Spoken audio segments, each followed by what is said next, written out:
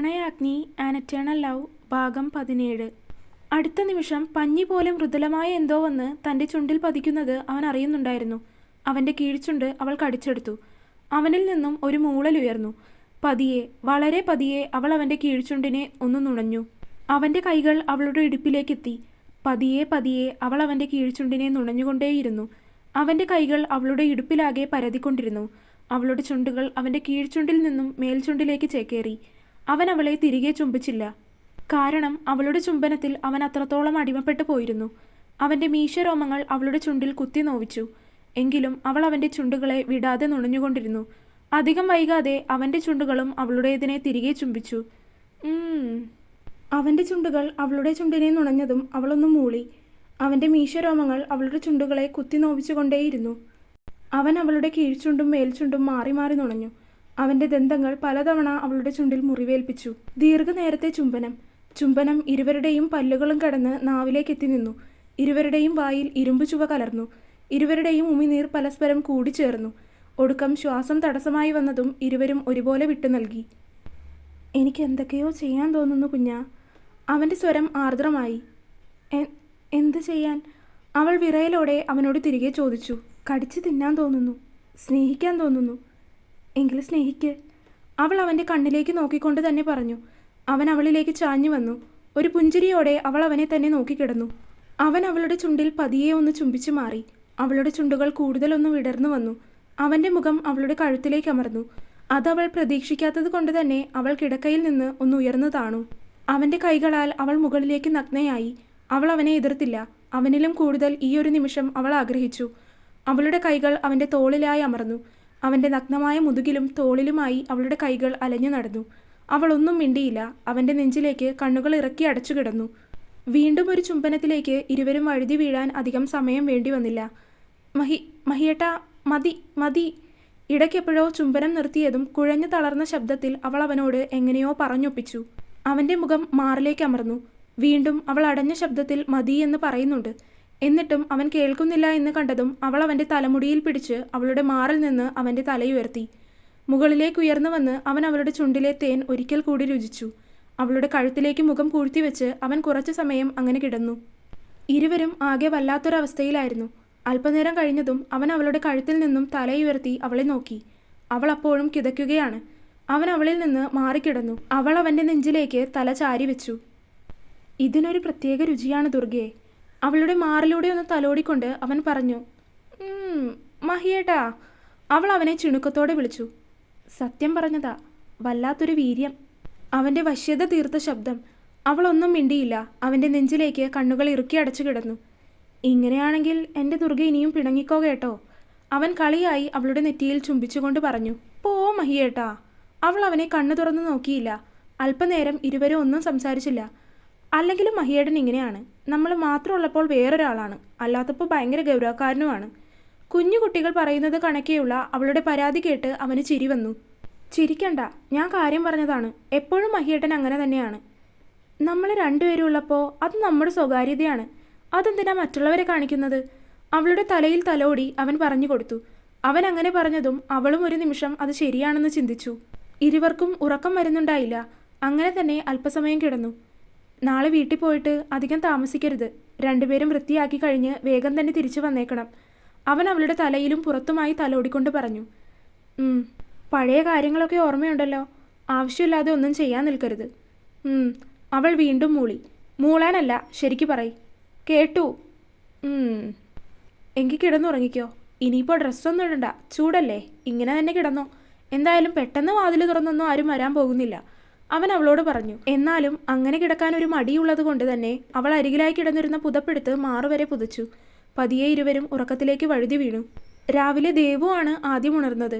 വൈകി കിടന്നത് കൊണ്ട് തന്നെ അവൾക്ക് ഉണർന്നിട്ടും കണ്ണുകൾ തുറക്കാൻ പറ്റുന്നുണ്ടായില്ല. ഇന്ന് കോളേജിൽ പോകണ്ടല്ലോ എന്ന് കരുതി അവൾ അല്പസമയം കൂടെ കണ്ണടച്ചു കിടന്നു. അല്പനേരം കഴിഞ്ഞതും അവൾ സ്വയമേ കണ്ണുകൾ തുറന്നു നോക്കി. കണ്ണുകൾ തുറന്നതും ആദ്യം നോട്ടം പോയത് അവനിലേക്കാണ്. കമിഴ്ന്നു കിടന്ന് സുഖമായി ഉറങ്ങുകയാണ്. പുതച്ചു കിടക്കുകയാണ്. രാത്രിയിൽ തണുപ്പുണ്ടായിരുന്നത് കൊണ്ട് തന്നെ പുതച്ചതാണ്. അവൾ കട്ടിലിൽ എഴുന്നേറ്റിരുന്നു. മാറിലെ പുതപ്പ് ഊർന്നു താഴേക്ക് പോയപ്പോഴാണ് അവൾ നഗ്നയാണെന്ന് മനസ്സിലാക്കിയത്. നോക്കുമ്പോൾ ഇന്നലെ ഉടുത്തിരുന്ന ടോപ്പ് സൈഡിലായി കിടക്കുന്നുണ്ടായിരുന്നു.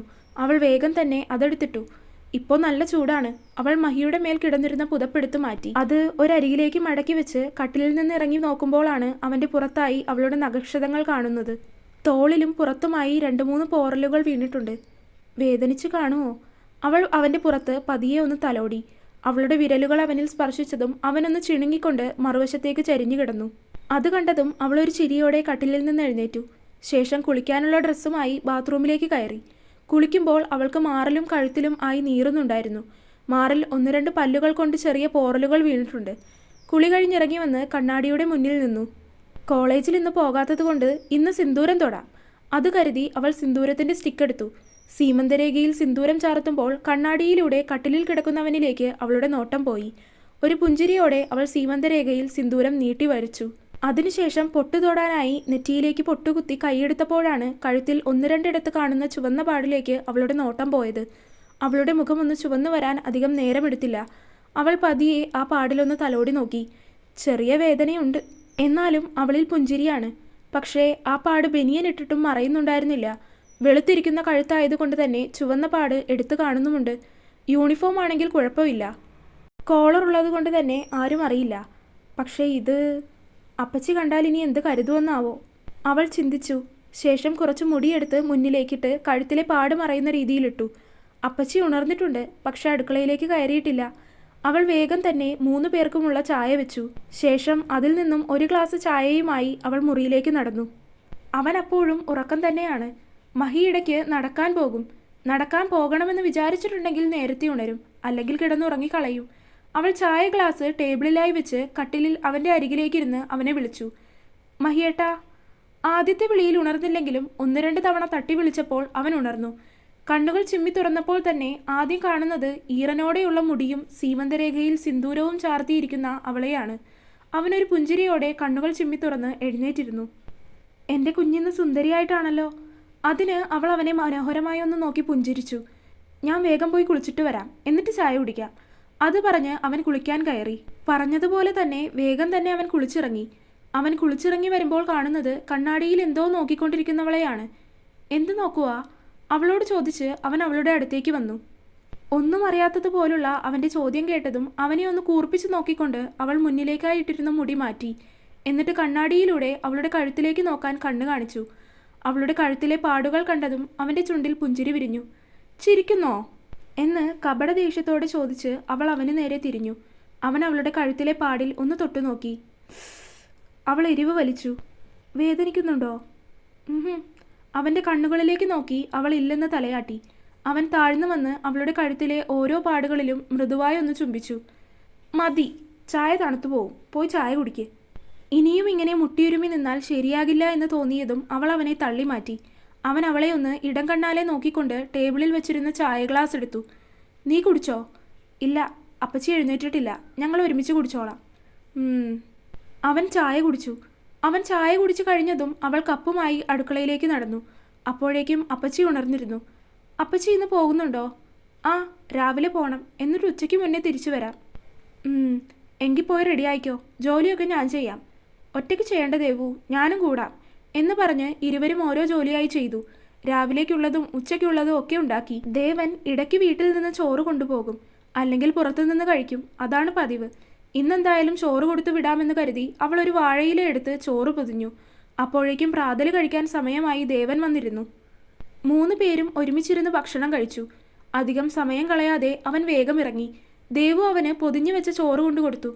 ഞാൻ പറഞ്ഞതൊക്കെ ഓർമ്മയുണ്ടല്ലോ 2 പേർക്കും? വീട്ടിലേക്ക് പോയാൽ വൈകിട്ട് നേരത്തെ പോയിട്ട് നേരത്തെ തന്നെ തിരിച്ചിങ്ങോട്ട് വരണം. അവൻ പറഞ്ഞതും അതിന് 2 പേരും ശരിവെച്ചു. 2 പേരോടുമായി പറഞ്ഞ് അവൻ ഇറങ്ങി. അല്പം കഴിഞ്ഞ് അപ്പച്ചിയും ഇറങ്ങി. ആര് വന്ന് വിളിച്ചാലും പുറത്തേക്ക് ഇറങ്ങരുത് ദേവൂട്ടി, വാതിൽ ലോക്ക് ചെയ്തിരുന്നോളണം. അപ്പച്ചി പറഞ്ഞതും അവൾ ശരിയെന്ന രീതിയിൽ തലയാട്ടി. ആ വലിയ വീട്ടിൽ ദേവു ഒറ്റയ്ക്കായി. കുറച്ചു സമയം TV കണ്ടിരുന്നു. പക്ഷേ കുറച്ചായപ്പോൾ തന്നെ അവൾക്കത് മടുത്തു. എങ്കിൽ പിന്നെ സോനയെ വിളിക്കാമെന്ന് കരുതി ഫോൺ എടുക്കാനായി അവൾ മുറിയിലേക്ക് നടന്നു. പക്ഷേ മുറിയിലേക്ക് കയറിയതും അവളുടെ ഫോൺ റിങ് ചെയ്തു. ഇതാരാണ് ഈ കറക്റ്റ് സമയത്ത് വിളിക്കുന്നത് എന്ന് കരുതി അവൾ ഫോൺ എടുത്തു നോക്കി. മഹിയേട്ടൻ കോളിംഗ്. കൂടെ അവൻ്റെ ഫോട്ടോയും തെളിഞ്ഞു വന്നു. അവളുടെ ചുടികളിൽ പുഞ്ചിരി വിടരാൻ അത് മാത്രം മതിയായിരുന്നു. സമയം കളയാതെ അവൾ വേഗം തന്നെ കോൾ അറ്റൻഡ് ചെയ്ത് ഫോൺ ചെവിയിലേക്ക് ചേർത്തു. തുടരും. അപ്പോൾ വീഡിയോ കണ്ടവരെല്ലാവരും വീഡിയോ ലൈക്ക് ചെയ്യുക. നിങ്ങളുടെ അഭിപ്രായങ്ങൾ എന്ത് തന്നെയാണെങ്കിലും അത് കമൻറ്റ് ചെയ്യുക. ചാനൽ സബ്സ്ക്രൈബ് ചെയ്യാത്തവർ ചാനൽ സബ്സ്ക്രൈബ് ചെയ്യുക. അടുത്ത പാർട്ടായിട്ട് നാളെ വരാം. ബൈ.